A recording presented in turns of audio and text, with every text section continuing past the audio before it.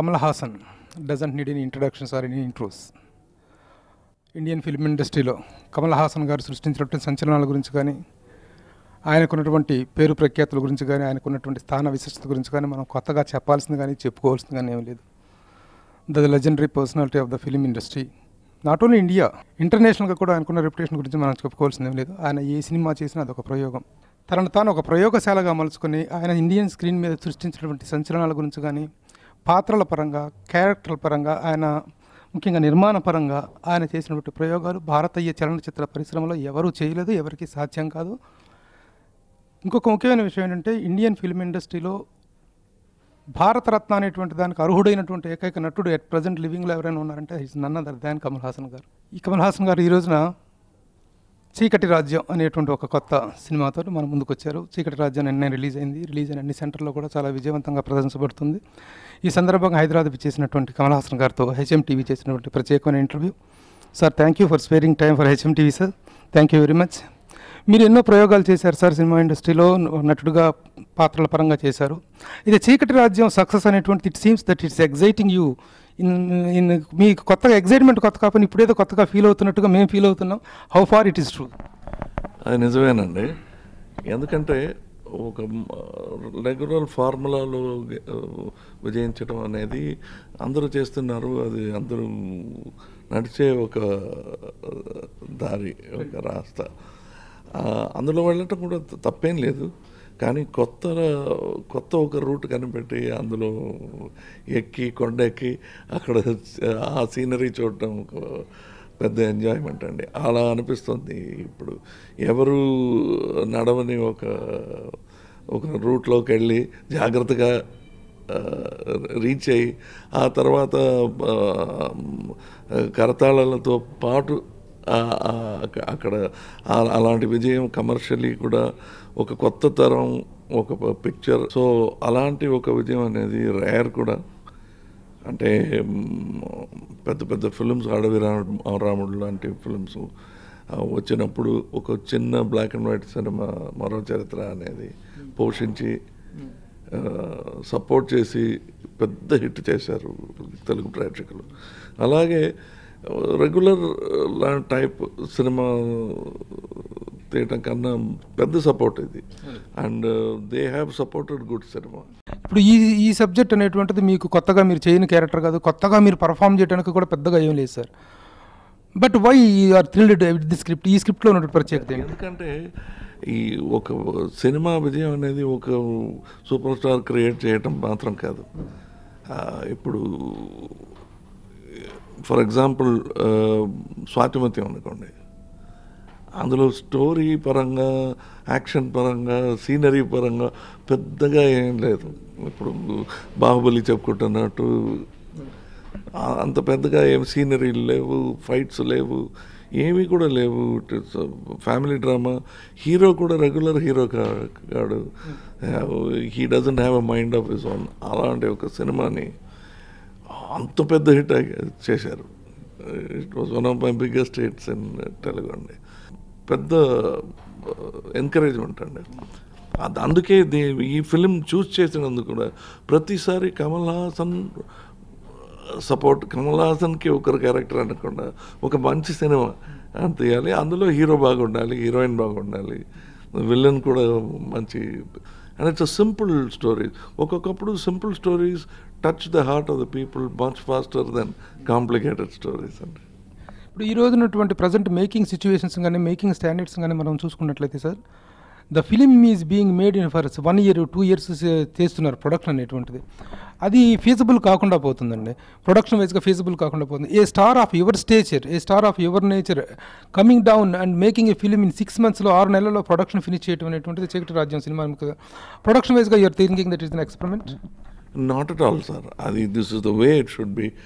అంటే మీరు చెప్పారు కమింగ్ డౌన్ అనేది, కమింగ్ డౌన్ కాదండి, కమింగ్ అప్. ఎందుకంటే ఒక జేమ్స్ బాండ్ ఫిలిం అనుకోండి, ఇప్పుడు Spectre or any of those films 12 weeks కన్నా ఎక్కువగా తీసుకోరండి. 12 weeks is only 3 months. But planning ఏమో 1 సంవత్సరం చేస్తారండి. Shooting happens only in 3 or 4 months, 12 weeks maximum. అంతకన్నా ఎక్కువ అయితే it is considered to be failure on table. అది ఇక్కడ కూడా ఇట్ ఇస్ సూటబుల్. ఇక ముందు మీరు రాబోయే మీ సినిమాలు కూడా ఈ ప్రొడక్షన్ ప్లానింగ్ ఎలాగా ఉంటుందంటే షార్ట్ నోటీస్? ఇప్పుడు మాత్రం కాదు, for the past 10 years I'm trying to do that. Dasavatharam లాంటి ఒక పిక్చర్ చేయలేము కానీ that to because there is no other way we could do it, because I was playing 10 characters. ప్రతి క్యారెక్టర్కి 15 days పెట్టుకున్న 150 days. So that also we finished in 9 months అండి. అది బట్టి ఇప్పుడు 76 daysలో విశ్వరూపం తీసామండి. And second part is over in 76 days same. So that is the speed with which we అలాంటి ఫిలిమ్స్ ఆ స్పీడ్లో తీస్తే కానీ ప్రొడ్యూసర్కి ముఖ్యంగా లాభం రాదు. మామూలుగా యువర్ ఫిలిం అనేటువంటి దానికి Kamal Haasan film is the national flag. Everywhere it is saluted in India, not in particular in Andhra Pradesh or in Tamil Nadu. Everywhere your films are settled. What is that you are feeling that you are satisfied with the way you are going, in the way you are received? I think I have, if at all there is any dissatisfaction, it is from the audience side. Who am I to feel dissatisfied? ఇప్పుడు చీకటి రాజ్యం సినిమాలో Kamal హాసన్కి, the great Padmashri Kamal Haasan గారికి producer Kamal Haasan ఎంత ఇచ్చాడు?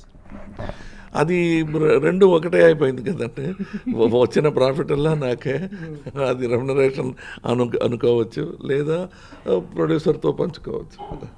Sir, మీ కెరీర్లో remuneration అనేటువంటిది to what extent it played? You are always running after the characters and ఆ తపన నటన తప్ప మీ దగ్గర రెమ్యునరేటరీ పార్ట్స్ కానీ ఉండేవి కావు యాక్చువల్గా. You are never run after that. How you measure your success? ఒక్క నిజం చెప్పాలంటేనండి, భయం వేస్తుంది ఇలాంటి కొత్త తర సినిమాలు చేస్తున్నప్పుడు. మార్కెటింగ్ పోతే ఏమవుతుందని. బట్ ఒక్క నిజం ఇప్పుడు చెప్పి తీరాలి. ఇది ట్యాక్స్ వాళ్ళకు కూడా తెలుసు, దానివల్ల భయం లేదు. For the past 20 years this film industry is giving me a rise every film. ప్రతి ఫిలింకి నాకు పే రైస్ ఉందండి. నేను అడిగి తీసుకోవటం లేదు. It is automatically happening. ఒక ఫిలిం ఫెయిల్ అవుతుంది, బట్ నెక్స్ట్ ఫిలిం సార్ అంత ఇవ్వలేమండి అంటారు. Then by the time I will be producing it, so అది హిట్ అవుతుంది. Then my remuneration higher again. అలా the same thing Cheekati Rajyam కూడా చేసింది. So I don't want to be the best paid man in the country. I want to be the man paid enough to make the next few films. అంతే నాకు. It is really true and great that Kamal Haasan garu చెప్పినట్టు he's never rated, he's always remunerated, he's appreciated. అంతే తప్ప చెప్పినట్టుగా నా జీవితం ఇంతలో ఉంటే చాలు నాకు అనేటువంటి గొప్ప ఇది ఆయన సందేశంగా రూపంగా కూడా చెప్పినట్టుగా every artist also should take it in a positive way that they are to be rated కాదు, రెమ్యూనరేటెడ్గా ఉండాలనేటువంటిది.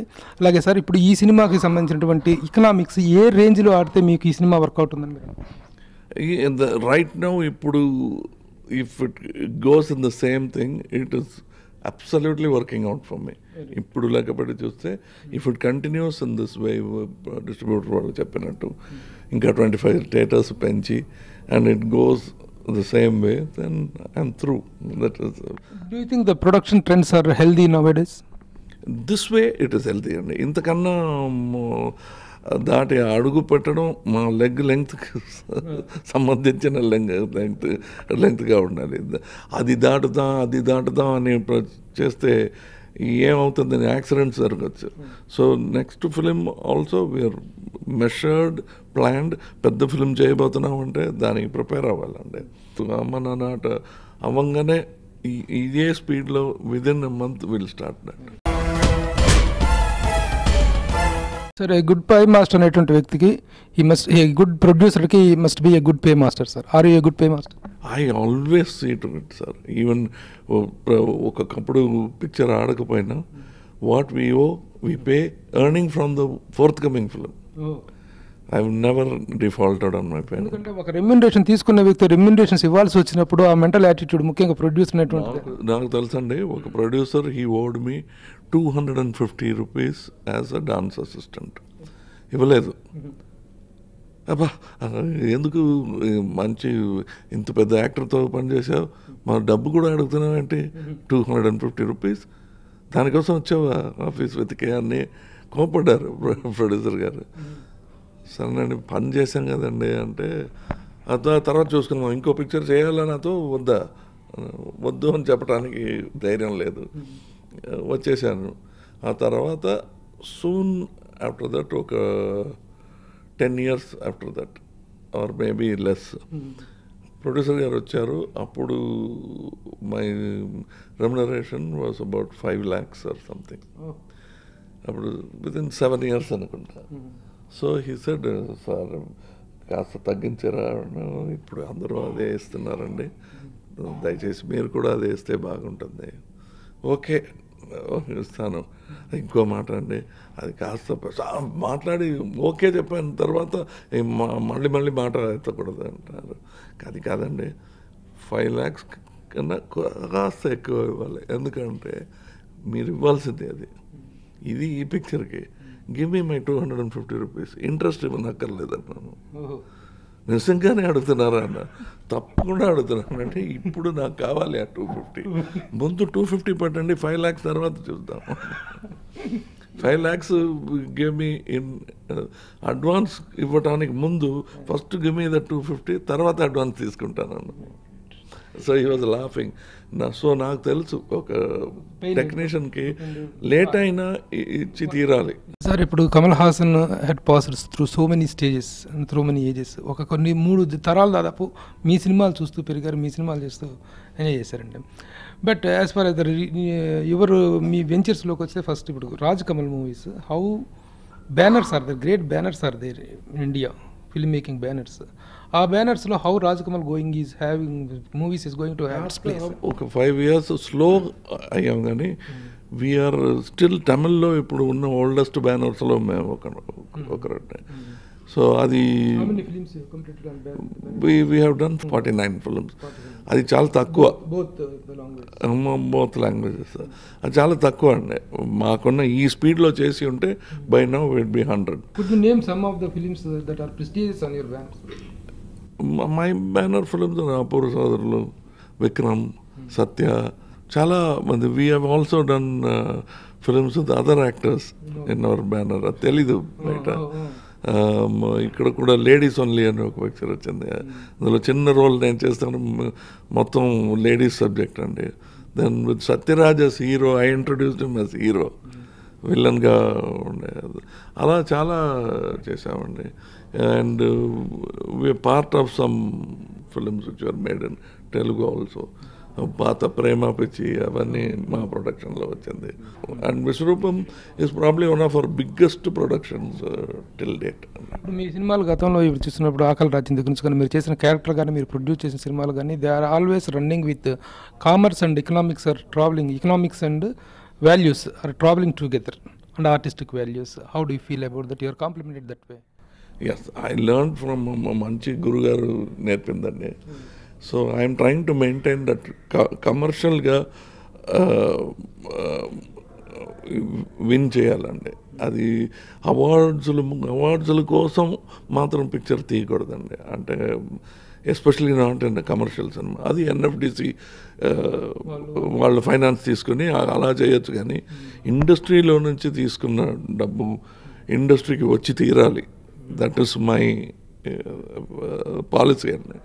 రీసెంట్గా వచ్చినటువంటి పరివర్తన మీరు మొదట్లో మీ సినిమాలు కొన్ని అవార్డ్స్ కోసమే తీసినట్లుగాను, అవార్డ్స్ కోసినట్టు కూడా ఇప్పుడు చీకటి రాజానికి అవార్డు వచ్చిందంటే అది మా తప్పు కాదు. అంటే అది అలా ప్లాన్ చేసుకోలేదు. ఈవెన్ స్వాతిమిత్యం చేస్తున్నప్పుడు ఇది అవార్డు కోసం తీయలేదండి. ప్రజలు చూస్తారని కళలు చూసి తీసిన పిక్చర్ అండి. ఈ సీన్ బాగుందా, కాస్త బెటర్గా ఉంటే బెటర్, మళ్ళీ తీసేద్దామా అని ఎన్నోసార్లు ఆలోచించి ఒక్కొక్కప్పుడు చేసిన సీన్ మళ్ళా కూడా చేసామండి. అది ఎందుకంటే కమర్షియల్ ఈవెంట్. ఇప్పుడు మీరు చూస్తే Pushpak is a commercial victory అండి. అవార్డు వచ్చింది, బట్ యునో ఏ కాస్ట్లో తీసామంటే నమ్మరండి. Total number of days for Pushpak is 35 days. Total cost of the film is 35 lakhs. Sir, Kamal Haasan అంటే highly what I mean appreciated artist అండి, highly rewarded artist. Is equally awarded? మీకు వచ్చినటువంటి రివార్డ్స్ స్థాయిలో మిమ్మల్ని ప్రభుత్వం కానీ ప్రజలు కానీ గుర్తించాలనుకుంటున్నారా? ప్రభుత్వం నుంచి are you expecting more and more you're given? ప్రభుత్వం నుంచి నేను ఎక్స్పెక్ట్ చేసేది మంచి రోడ్లు కావాలి, మంచి ఎలక్ట్రిసిటీ ఉండాలి, మంచి ఫుడ్ ఉండాలి. అవార్డ్స్ ఇవ్వకపోయినా పర్లేదండి, అది వీఆర్ హియర్ టు ఎంటర్టైన్. డబ్బు ఇస్తున్నారు, దానికి పైన దే ఆర్. ఇప్పుడు ఇక ముందు కమల్ హాసన్కి ఇంక ఒక్క అవార్డు ఇవ్వం అంటే కూడా I will die happy man, because అంత అవార్డులు ఇచ్చారండి. అర్హత కన్నా ఎక్కువగా ఇచ్చినట్టు ఒక్కొక్కప్పుడు అనిపిస్తుంది నాకు. So awards is not, the government should keep every one happy. This industry is keeping me happy. ఎవరైనా ఒక మాట నోరెత్తి చెప్పారంటే ఈ ఇండస్ట్రీ మంచిది కాదండి, రాకూడదంటే కోపం చేస్తుంది నాకు. ఎందుకంటే నేను ఇక్కడ ఉన్నాను, నేను చేసిన ఎక్స్పెరిమెంట్స్ ఎవరు కూడా చేయలేదండి, నాకు ఏం కాలేదు, సుభిక్షంగా ఉన్నాను. That is the film industry అండి. ఒక సినిమాలో నష్టం అంటూ వచ్చింది, మీరు చాలా ఎక్స్పెక్టేషన్స్తో చేసిన సినిమా, అప్పుడు మీరు చేతులు కాలి అనుకుంటారా, మనసు కాలింది అనుకుంటారా? నా రెండు కాలండి నాకు. ఐ సే, ఎందుకంటే ఐ టేక్ కేర్ దట్ ఒక పిక్చర్ చేసేటప్పుడు ఇది విజయం అయితే ఏం చేద్దామని ప్లాన్ కాదు, ఈ ఫెయిల్ అయితే కూడా ప్రొడ్యూసర్కి ఎంత వస్తుంది అని ఆ సేఫ్టీ చూసుకో. అందుకే 30 daysలో పిక్చర్. ఇప్పుడు చీకటి రాజ్యం 120 days తీశానంటే నేను అడగటానికి ఎవరు లేదు. ఒక దర్శకుడు సహకరిస్తేనే ఒక సినిమాని మీరు అనుకున్న బడ్జెట్లో చేయగలుగుతారు. Maintenance of economics also very important. How do you compliment your young director? Definitely దర్శకుడు, డెఫినెట్లీ ప్రొడ్యూసర్. ప్రొడ్యూసర్కి సినిమా తెలిసి ఉండాలి, ప్రొడ్యూసర్ ముందే చెప్పాలి. షూటింగ్ స్టార్ట్ అయిన తర్వాత ఇంటర్ఫియర్ చేస్తే అది ఇంటర్ఫియరెన్సే. స్టార్ట్ చేసే ముందు ఈ స్క్రిప్ట్ వద్దు బాబు, నాకు బడ్జెట్ ఇంత అవుతుంది అని తెలివితేట ఉన్న ప్రొడ్యూసర్గా ఉంటే ఆ ప్రాబ్లం రాదు. ఈ సబ్జెక్ట్ వద్దు, నాకు ఇంత సబ్జెక్ట్ చాలు అంటే then it becomes. And director మాత్రం జాగ్రత్తగా ఉండే ప్రయోజనం లేదు, పని మాత్రం అందరిది. ఇప్పుడు తెలుగుతో పోలిస్తే తమిళంలో ఎలా ఉంది సార్ ఈ సినిమాకి సంబంధించి? అక్కడ వర్షాలు చాలా ఎక్కువగా ఉన్నాయన్నారు, సినిమా మీద ఎలా ఉంది ఎఫెక్ట్? దానివల్ల కాస్త డ్యామేజ్ అయింది, కానీ అక్కడ కూడా బాగుందండి. వీ డెంట్ ఎక్స్పెక్ట్ రైన్, ఇంతవరకు ఇలాంటి రైన్ లేదు, but now it is back on track. And here unlike here we had a very strong oppositions. అక్కడ మంచి బిగ్ ఫిలిం అపోజిషన్, అది కూడా దాటి పిక్చర్ బాగుందనే మాట వచ్చింది బయట. ఫైనల్గా I'm going to conclude with last question sir. ఇది కమల్ హాసన్ గారి ఒక thirst, is a man of thirst. ఎంత తాగినా ఆ నటన తృప్తి తీరదానికి. What is the final goal as Kamal Haasan as an actor, as a filmy person? As long as ప్రేక్షకులు అలౌ చేస్తే అంతవరకు ఉండి ఎంటర్టైన్ చేయాలనేది వాళ్ళ సమ్మతంతో, అంటే ఫోర్స్ చేయకూడదు. ఇప్పుడు ఎప్పుడు పోతాడో అని ఎదురు చూడకుండా ఎప్పుడు వస్తాడని ఎదురు చూడాలి, అది నా ఆశ. And to create a media institute for the industry, so more actors, more directors, more technicians could be made for the industry. And I should be ఒక ఇన్స్ట్రుమెంట్గా ఉండి వాళ్ళ జీవితం బాగుపడేటట్టు చేయాలనేది నా. ఇది కమల్ హాసన్ గారు హెచ్ఎంటీవీకి ఇచ్చినటువంటి ప్రత్యేక ఇంటర్వ్యూ. ఈ ఇంటర్వ్యూలోనే కాదు, కమల్ హాసన్ గారు ఏ సినిమా చేసినా, ఏ ప్రయత్నం చేసినప్పటికీ, ఏ వెంచర్ చేసినప్పటికీ కూడా దాంట్లో ఒక అద్భుతమైనటువంటి వాటి క్రియేటివ్ హైట్స్ అనేటువంటి మనకు కనిపిస్తూ ఉంటాయి. కమల్ హాసన్ గారు ఈ చీకటి రాజ్యం కూడా అద్భుత విజయాన్ని సాధించి ఆయనలో ఉన్నటువంటి నిర్మాతకు కూడాను ఒక మోడల్ బూస్ట్గా నిలవాలని ఆశిస్తూ, thank you sir, thank you very much for giving us and sparing the time. Thank you.